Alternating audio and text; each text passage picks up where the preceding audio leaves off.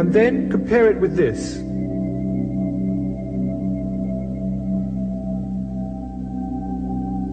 Now the similarity is more than just in appearance. If you go back and look at what causes the cancerous tendency in the individual, and at what causes a similar tendency in society, we find that underneath are very similar principles. Let's look first at why a cell in the body becomes cancerous. In the center of each cell are the genes. They contain the information that keep you functioning as a single living organism, rather than just a bowl of biological soup. Now, if the genes in a cell are disturbed, that cell may become selfish. It may no longer support the system as a whole, but instead go off, doing its own thing, at the expense of the body. In short, it becomes a cancer. Now, when we consider human beings in a community, we are looking at an organization of minds. And the parallel to the genes is to be found at the center of our consciousness. It's that deeper level of inner wisdom, that inner awareness of being much more than we normally experience, a part of something much greater.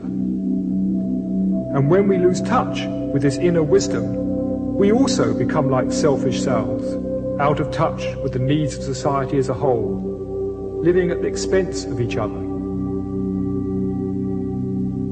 The philosopher Alan Watts referred to this selfish, isolated way of existence as the skin-encapsulated ego. What's inside the skin is me, what's outside the skin is not me. Biologically speaking, this is, of course, true. We are each separate biological individuals. But it is not the whole truth. We are much more than that. We are creatures with an inner life, with an existence that stretches beyond our biological identity. The reason we become stuck in this limited way of seeing ourselves is because the real self, our deepest sense of I, is actually very hard to grasp. Trying to describe that deeper sense of self is very much like trying to describe a hole in a piece of wood.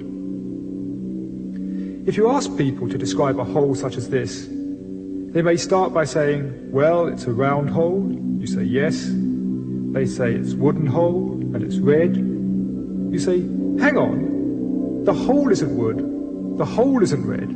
They say, haha, the hole is black. But no, that's the background.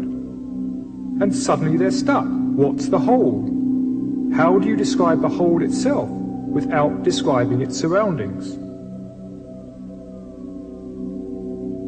In a similar way, it's very difficult to grasp and define our own inner sense of self. Instead, we tend to describe ourselves in terms of what surrounds us.